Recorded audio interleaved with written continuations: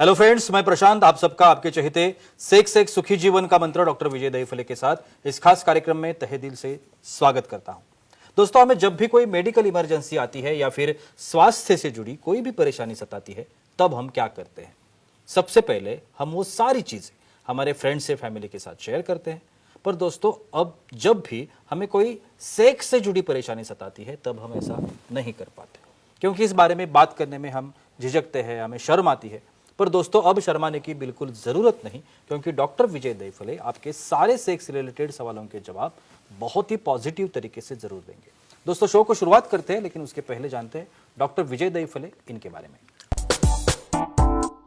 Doctor विजय दहीफले ये एक जाने माने सेक्सोलॉजिस्ट, यूरोलॉजिस्ट और एंड्रोलॉजिस्ट है। डॉक्टर दहीफले जी के क्लिनिक औरंगाबाद, हैदराबाद, दिल्ली में द्वारका, पुणे तथा नवी मुंबई में नेरुल, दादर, अंधेरी, कल्याण, नासिक, अहमदाबाद और दुबई में भी है। डॉक्टर विजय दहीफले जी का भारत तथा अन्य देशों में कॉन्फ्रेंसेस और सेमिनार के लिए हमेशा आना जाना रहता है, जिसमें वे सेक्स संबंधी सभी समस्याओं पर सलाह एवं मार्गदर्शन करते हैं। तो चलिए शो को शुरुआत करते हैं। डॉक्टर साहब हमारे साथ है। Sir, welcome to the show. नमस्ते। आप सभी जानते हो कि किस तरह से हम ये छोटे छोटे एपिसोड्स बना रहे हैं और आप तक पहुंचाने की कोशिश कर रहे हैं। मेल हो, व्हाट्सएप हो, जो जो प्लेटफॉर्म्स है, सभी प्लेटफॉर्म्स पे हमारे लिए क्वेश्चंस आते हैं, ईमेल्स में आते हैं, व्हाट्सएप पे आते हैं। बहुत सारे लोग इंटरेस्टेड है कि उनकी जो ये समस्या है, उन समस्याओं से उन्हें निजात मिले। आज का जो टॉपिक हमने लिया है, सेक्सुअल डिस्फंक्शन और ऑर्गेज्म या तृप्ति, इसके बारे में आज हम बात करने वाले। सर, ऑर्गेज्म या तृप्ति, उसमें से जो पहला सवाल है, ये तत्व या मैकेनिज्म हम इसे बोल सकते हैं, तृप्ति मिलने का या ऑर्गेज्म मिलने का, ये क्या होता है? डेफिनेटली जी प्रशांत जी, यहाँ पे जो हमारी सीरीज चल रही है, सेक्स एजुकेशन, सेक्सुअल अवेयरनेस और सेक्सुअल सेफ्टी, इसके अंतर्गत हम female sexual dysfunction, male sexual dysfunction, normal anatomy, abnormal anatomy, ये सब इंफॉर्मेशन ले रहे हैं आपके डिमांड से, एक साइंटिफिक दायरे में, time, place, person, condition, culture, safety, consenting, अपना ओन और नॉन पार्टनर उसके साथ ही।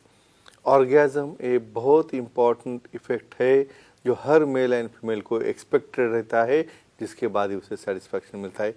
भाई, ऑर्गेज्म का तत्व क्या है, कैसे मिलता है? ये देखो, यहाँ पे सॉफ्टवेयर और हार्डवेयर ये दोनों का कनेक्शन है। यानी ब्रेन जो है हमारा सेंस ऑर्गन है। हम बोलते हैं हमें अच्छा लगे, कहाँ पे अच्छा लगता है? ये अच्छा लगता है हमारे ब्रेन में। तो जहाँ पे नीचे पेनिस है या क्लाइटोरिस है या वजाइनल पार्ट है, वहाँ पे स्टिमुलेशन होने के बाद 8000 से ज़्यादा जो नर्व्स है, वहाँ से वो इम्पल्स लेके जाते हैं हमारे ब्रेन में। ये ग्रे मैटर है, ये प्रीफ्रंटल कॉर्टेक्स है, वहाँ पे इम्पल्स जाके हमें सैटिस्फैक्शन या उसका आनंद मिलने का अनुभव होता है। और ये होता है हार्मोन्स के थ्रू। हार्मोन्स जनरेट होते हैं वहाँ पे ब्लड सप्लाई बढ़ जाता है हमारे ऑर्गन का, वहाँ पे उसके सेंसेशन बढ़ जाते हैं। और उसके बाद जो रिलैक्सेशन होता है, एक तो ब्लड सप्लाई बढ़ गया और एक्टिविटी के बाद मसल वहाँ के कॉन्टैक्ट और रिलैक्स होते हैं, वहाँ पे हार्मोन्स रिलीज होते हैं। तो इस तरह से ये मैकेनिज्म से मेल में इजैकुलेशन से और फीमेल में पेल्विक कॉन्ट्रैक्शन से, बॉडी रिलैक्स होने से ये सेटिस्फैक्शन मिलता है। और ये है ऑर्गेज्म का फुल मैकेनिज्म। सर, बिल्कुल। अभी आपने तृप्ति के बारे में बताया, ऑर्गेज्म के बारे में बताया। शरीर का ऐसा कौन सा पार्ट या ऐसा कौन सा हिस्सा है जिससे हम ये तृप्ति और ऑर्गेज्म का एहसास कर पाते हैं? ये ऑर्गेज्म पे हम धीरे धीरे डिस्कस करें। भाई, 11 प्रकार है इसके। और ये 11 प्रकार में सबको ये मालूम होना जरूरी है कि बेसिकली सबको लगता है भाई उतना पेनिस हो गया, वजाइना हो गया, आगे पीछे पे हो गया। ऐसा नहीं है। यहाँ पे फोरप्ले में जब बात करते हैं, भाई किसिंग करना है, यानी हमारे लिप्स बहुत सेंसिटिव रहते हैं। ईयर लोब्यूल से जहाँ पे हम टिकल करने से वहाँ पे भी सेंसेशन तैयार होते हैं। स्पेशली फीमेल्स में नेप ऑफ नेक है, यानी नेक की बाजू वाला एरिया, वहाँ पे भी नर्व सप्लाई ज़्यादा रहता है। क्लेविकल यानी हमारा ट्रांसवर्स बोन रहता है, वहाँ पे भी नर्व सप्लाई रहता है। वहाँ से स्टिमुलेट करने से भी वहाँ पे पार्टनर एक्साइट हो जाता है। और दूसरा कौन सा इंपॉर्टेंट एरिया आ गया, वो गया ब्रेस्ट के निपल्स, ब्रेस्ट के बाजू के एरियोला। और ब्रेस्ट का जो अपर पार्ट रहता है, वहाँ पे सबसे ज़्यादा नर्व रहते हैं। उसके नीचे हम आ जाए तो फ्लैंक, यानी हमारे बॉडी के कमर के पास वाले जो फ्लैंक है, वहाँ से भी स्टिमुलेशन जाता है। और सबसे इम्पोर्टेंट उसके कौन सा आता है, medial aspect of thighs. Thighs को भी स्टिमुलेशन से सेंसेशन मिलता है। और अंदर आता है लेबिया मेजोरा यानी बाहर के दोनों लिप्स, और सबसे इम्पोर्टेंट क्लाइटोरिस आता है फीमेल में, और मेल में आता है ग्लांस पेनिस। तो इतनी जगह अपने पास है, तो उसे कैसे यूज़ करना है क्या नहीं, ये साइंटिफिक मेथड से आपको पता होना बहुत इम्पोर्टेंट है। सर हमारे दर्शक भी आपसे सवाल करना Sure. चाहते हैं। Yeah. जयंत जी है सातारा से, उनका सवाल है। जयंत जी पूछिए, क्या सवाल है आपका? हेलो बोलिए। बोलो। सर, हस्तमैथुन करने से ऑर्गेजम होता है क्या? ये तो नया नया रिसर्च और जायज है, पूछना चाहिए भाई। बिल्कुल। ये डाइस किस लिए है भाई? जो कहाँ पे नहीं पूछना है आपको, यहाँ पे पूछो। आप बोलेंगे भाई दोनों में भी एक ही एक्शन आ रही है, यहाँ पे भी वीर्य निकल रहा है, वहाँ पे एक्ट करते वक्त भी निकल रहा है, तो उसमें ऑर्गेजम होता है क्या?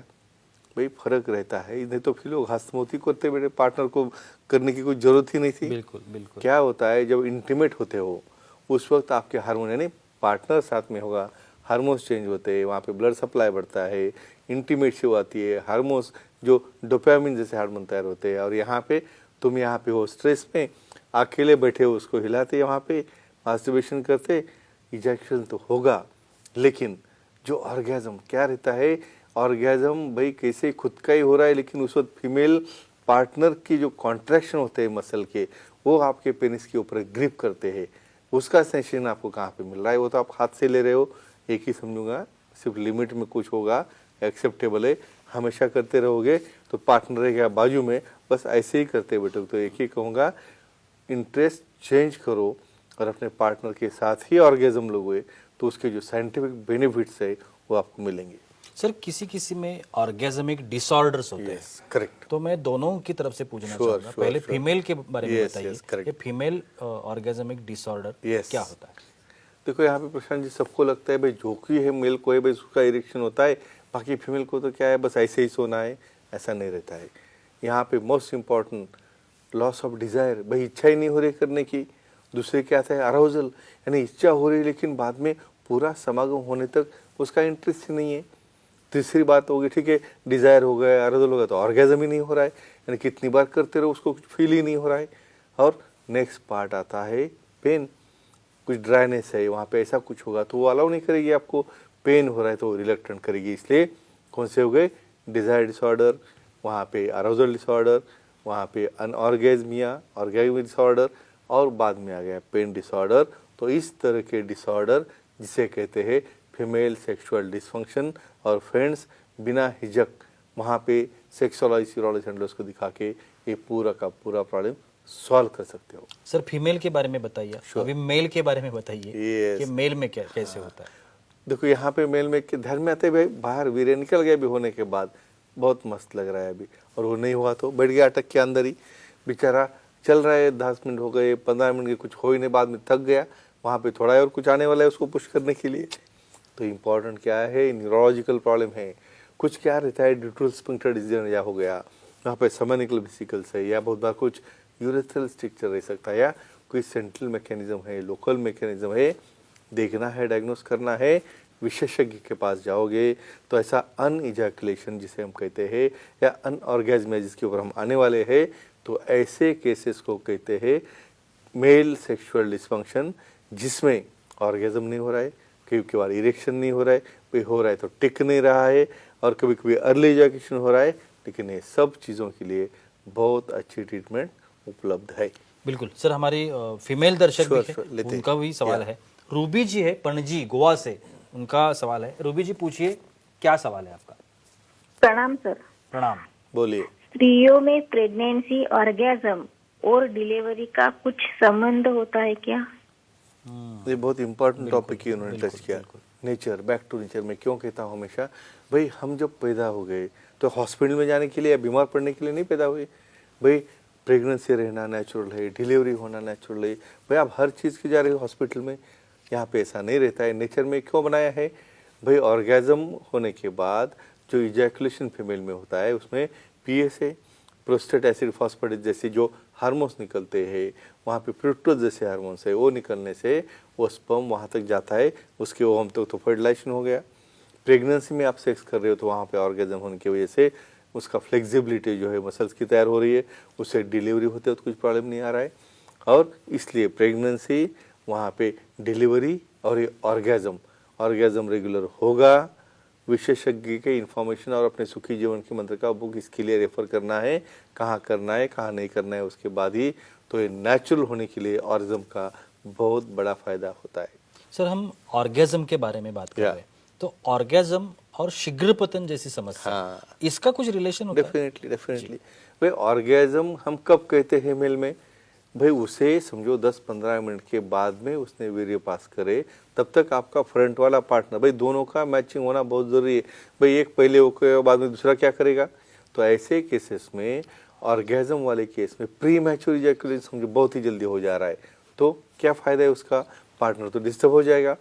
तो ऐसे केसेस में कीगल एक्सरसाइज करके हमें वो फ्लोर स्ट्रॉन्ग करना है, जिसकी वजह से उसका कंट्रोल, यानी बहुत बार हम अलग अलग मेथड से, सामने पेनिस के पिंच करो या मूवमेंट करते हो थोड़ा सा रुक जाओ या थोड़ा सा पेनिट्रेशन बाहर ले लो, थोड़ा रुक रुक के करो। ऐसा करने की वजह से हम ऑर्गेजम रोक सकते हैं, और ऑर्गेजम रोकने से आपका ड्यूरेशन बढ़ता है, शीघ्र पतन कंट्रोल में आता है, और सामने वाला पार्टनर सेटिस्फाई होने तक आप एक्टिविटी कर सकते हो। तो इतना बड़ा रिलेशन है ऑर्गेजम में और प्री मैच्योर इजैकुलेशन कंट्रोल लाने में।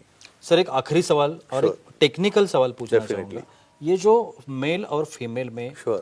अनऑर्गेजमिक जो प्रमाण Correct, होता है, correct. ये कितने प्रतिशत हो सकता है? Yes definitely. आपको लगता है अभी प्रतिशत आप देखोगे 4.6%, ये परसेंटेज इतना है फीमेल्स में ज्यादा मेल से, यानी मेल से ज्यादा फीमेल में अनऑर्गेजमिया ज्यादा रहता है। मेनोपॉज समझो हो गया, मेनोपॉज के बाद सेंसेशन ही नहीं आ रहा है, डिजायर ही नहीं हो रहा है, इच्छा ही नहीं हो रही है, और ऑर्गेजम भी नहीं हो रहा है। तो फीमेल्स में प्रमाण ज़्यादा है मेल के कंपैरिजन में, इसलिए सेक्सुअल डिस्फंक्शन में दोनों पार्टनर ने विशेषज्ञ को दिखाना बहुत इंपॉर्टेंट है। और ऐसा अनऑर्गेजमिया मेल में भी होता है, उसके लिए भी काफ़ी अच्छी ट्रीटमेंट्स है। तो फ्रेंड्स एक ही कहूँगा, ऑर्गेजम होना एक नेचुरल चीज़ है, अपने दायरे में रहते हुए अपने एक दूसरे को पार्टनर को सेटिस्फाई करना ये अपनी ओन जिम्मेदारी है। और अपने इसमें कोई भी प्रॉब्लम या दिक्कत होगी तो विशेषज्ञ से मिलकर ये प्रॉब्लम आप सॉल्व कर सकते हैं। Thank you so much sir, बहुत ही अच्छी जानकारी आज के इस एपिसोड में भी, लेकिन रुकना पड़ेगा, वक्त की पाबंदी है। लेकिन आप अगर डॉक्टर साहब की सलाह लेना चाहते हैं तो आप अभी ये हमारा एपिसोड कहीं पर भी देख रहे हो, चाहे वो टीवी हो, चाहे वो आपका मोबाइल हो, चाहे डेस्कटॉप हो, चाहे लैपटॉप हो, कहीं पर भी आप हमारा ये प्रोग्राम देख रहे हैं, आपको स्क्रीन पर नंबर्स दिख रहे हैं, सर के नंबर से, ईमेल आईडी है, सर की वेबसाइट है, आप कहीं पर भी सर को कांटेक्ट कर सकते हैं, उनकी अपॉइंटमेंट ले सकते हैं और अपनी हर एक समस्या का बिल्कुल पॉजिटिव तरीके से समाधान भी पा सकते हैं। तो चलिए रुकते इस एपिसोड में, अगले एपिसोड में फिर मुलाकात होगी, तब तक के लिए शुक्रिया।